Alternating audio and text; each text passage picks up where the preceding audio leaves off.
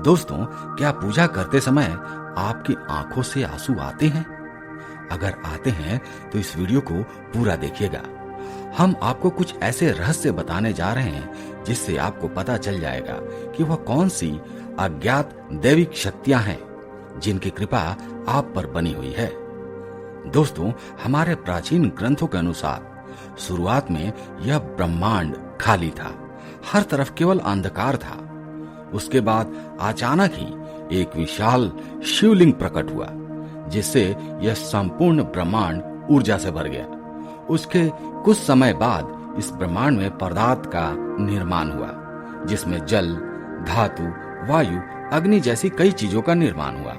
इसी कारण से यह माना जाता है कि इन सभी में भगवान शिव शंकर का वास है। समस्त ब्रह्मांड के कण कण में बसी हुई असीम शिव ऊर्जा है।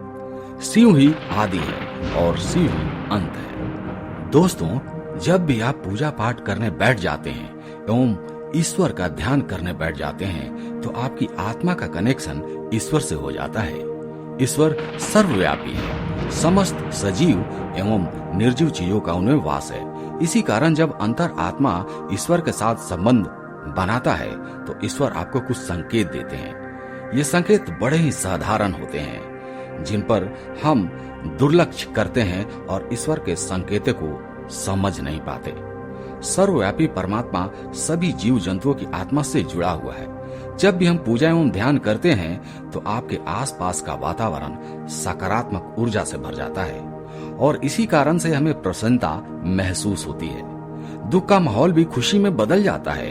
आप कितने भी दुखी क्यों न हो, आपको अच्छा और फ्रेश महसूस होने लगता है, क्योंकि इन सकारात्मक शक्तियों का प्रभाव ही कुछ ऐसा होता है। कई बार विद्यार्थी पढ़ाई करते समय माँ सरस्वती का ध्यान करते हैं और उनकी आंखों से आंसू आ जाते हैं अथवा अचानक से नींद आने लगती है। इसका अर्थ है कि माँ सरस्वती की कृपा उस विद्यार्थी पर बन रही है।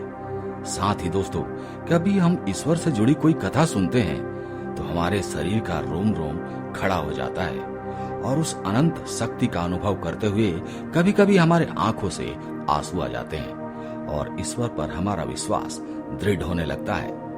दोस्तों, अगर आपको भी ऐसे संकेत मिलते हैं तो इस वीडियो को अंत तक जरूर देखिएगा। आज के इस वीडियो में हम आपको कुछ ऐसे संकेतों के बारे में बताएंगे। पहली बात, द्वार पर गाय का आना।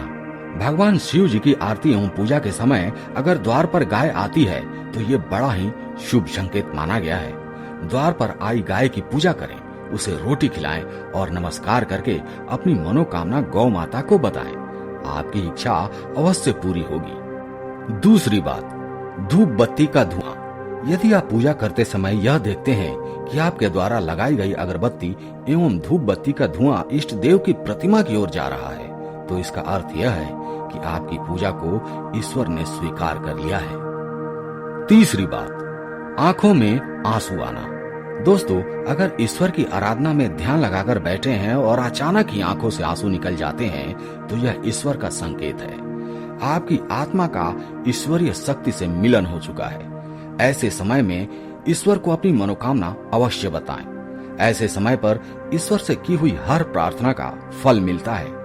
ज्यादातर लोग इसे संयोग समझकर ध्यान नहीं देते और बस ईश्वर की आराधना में खो जाते हैं, परंतु ये ईश्वर से मांगने का सर्वोत्तम समय होता है। जब भी आप पूजा करें और आपकी आंखों में आंसू आ जाएं, तो आपको समझ जाना चाहिए कि आपके जीवन का दुख एवं कष्ट का निवारण होने वाला है। साथ ही पूजा के समय आंखों में आंसू आने का यह भी कारण माना जाता है कि आपके अंतर मन की बुराई की सफाई हो रही है और आपका अंतकरण शुद्ध हो रहा है। चौथी बात, जलाई हुई ज्योत का बढ़ना। दोस्तों, अग्नि पंच तत्वों में से एक है। इसमें भगवान शिव शंकर का वास है। अगर आप पूजा कर रहे हैं और आपके सामने रखी दीपक या आरती की ज्योत बढ़ जाए तो यह एक ईश्वर का संकेत है कि वह आपकी पूजा और भक्ति से प्रसन्न है। ऐसे समय पर हमें ईश्वर की प्रार्थना करनी चाहिए और अपनी मनोकामना बतानी चाहिए। पांचवी बात, फूल का गिरना। अगर आपने पूजा एवं ध्यान से पहले ईश्वर की प्रतिमा पर फूल चढ़ाया है और ध्यान एवं पूजा करते समय अगर वह आपकी ओर गिर जाता है तो ये बड़ा ही शुभ माना जाता है। इसका अर्थ यह है कि आपकी आराधना को ईश्वर ने स्वीकार कर लिया है और वे उसका उचित फल आपको तुरंत ही प्रदान करेंगे।